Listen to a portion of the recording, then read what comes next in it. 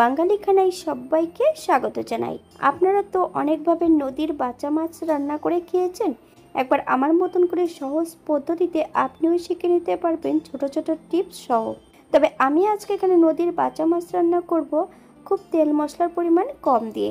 তবে এত তেল মশলার পরিমাণ কম দিয়ে কিভাবে নদীর বাঁচা মাছ রান্না করলাম চলুন সেটা একবার দেখে নেওয়া যাক ভিডিওর মাধ্যমে। আশা করছি আজকের ভিডিওটি ভালো লাগবে।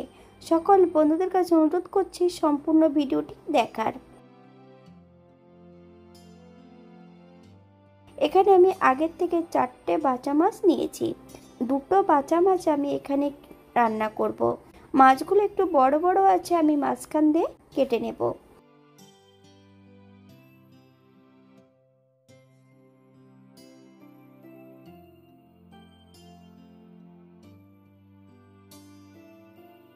দুটো বাঁচা মাছ আমি কেটে ধুয়ে পরিষ্কার করে রেখেছি।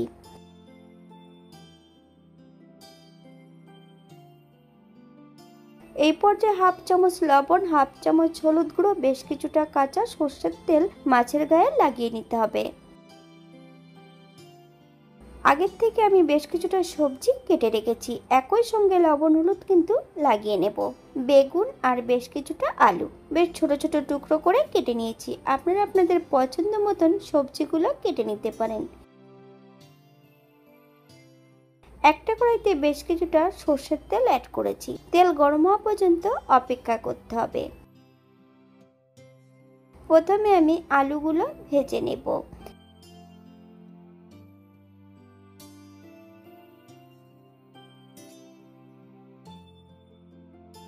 একটু লাল করে কিন্তু আমি আলুগুলো ভেজে নিয়েছি। আপনারা এর থেকে কম বেশি ভেজে নিতে পারেন।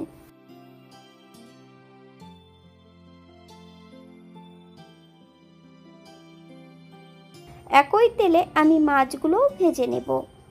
এক এক করে আমি সম্পূর্ণ মাছগুলো তেলের মধ্যে অ্যাড করে দেব। তবে বাঁচা মাছ কিন্তু তেলের মধ্যে দিলে কিন্তু ফাটতে পারে। মাছে যখন লবণ হলুদ লাগাতে হবে তখন কিন্তু একটু কাঁচা সর্ষের তেল লাগিয়ে নিতে হবে, তাহলে কিন্তু মাছগুলো ফেটে গায়ে লাগবে না।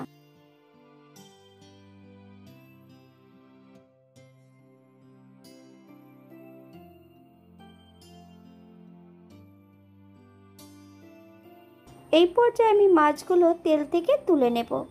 আপনারা এর থেকে কম বেশি ভেজে নিতে পারেন। দ্বিতীয়বার আমি একই পদ্ধতিতে মাছগুলো ভেজে নেব। বাঙালি রান্না ঘরোয়া উপকরণ দিয়ে। আপনাদের যদি রান্নাগুলো পছন্দ হয় তাহলে চ্যানেলটি সাবস্ক্রাইব করে দিয়ে পাশে থাকবেন। পাশে থাকা বেলটি বাজিয়ে দেবেন, নইলে নিত্য নতুন রান্নার নোটিফিকেশন পাবেন না। আমার এই চ্যানেলে আমিষ, নিরামিষ এবং বিভিন্ন ধরনের মাছের রেসিপিও দেওয়া আছে। আপনাদের যদি পছন্দ হয় তাহলে চ্যানেলটি ঘুরে একবার দেখে নেবেন।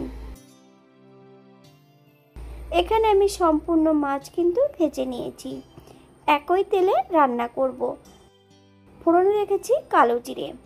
ফোড়ন থেকে সুগন্ধ বেরোলে সামান্য একটু রাঁধুনি অ্যাড করব। আপনারা যদি পছন্দ করেন তাহলে পরিমাণে বাড়িয়ে দিতে পারেন।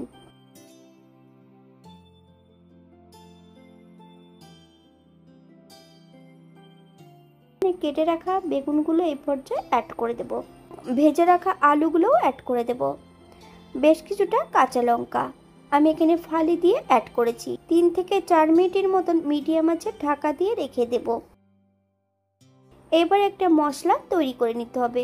হাফ চামচ জিরে গুঁড়ো, হাফ চামচ কাশ্মীরি লঙ্কার গুঁড়ো, হাফ চামচ হলুদ গুঁড়ো, বেশ কিছুটা জল দিয়ে বেশ ভালো করে মশলাটা মিশিয়ে দিতে হবে। আপনারা একবার স্ক্রিনের দিকে ফলো করবেন।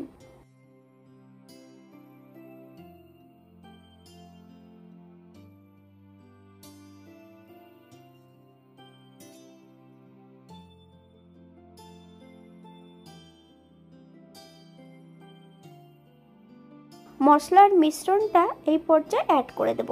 মশলা থেকে যতক্ষণ তেল না ছাড়ছে ততক্ষণ মশলা দিয়ে সবজি দিয়ে বেশ ভালো করে কষিয়ে নিতে হবে।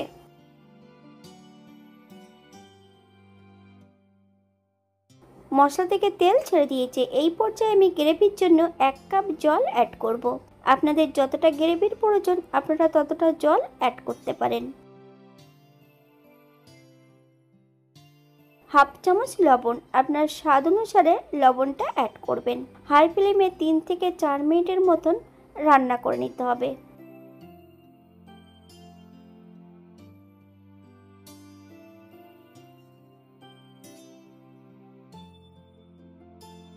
চেক করে নিতে হবে যে সবজিগুলো সেদ্ধ হয়েছে কিনা।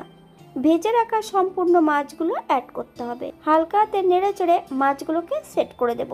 4 থেকে 5 মিনিটের জন্য মিডিয়াম আঁচে ঢাকা দিয়ে রেখে দিতে হবে।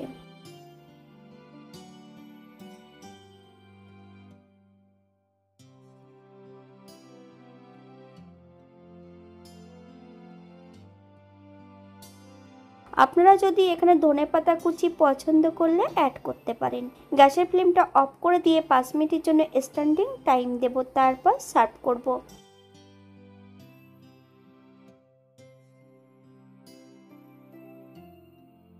এটা দেখতে যেমন ভারী সুন্দর হয়েছিল, এটা গরম ভাতে খেতে কিন্তু অসম্ভব ভালো হয়েছিল। আপনারা বাড়িতে একবার একই পদ্ধতিতে বানিয়ে নেবেন। এখানে যে আমি উপকরণগুলো অ্যাড করেছি আপনারা এর থেকে কম বেশি করে নিতে পারেন। আপনারা যদি পেঁয়াজ রসুন পছন্দ করলে অ্যাড করতে পারেন।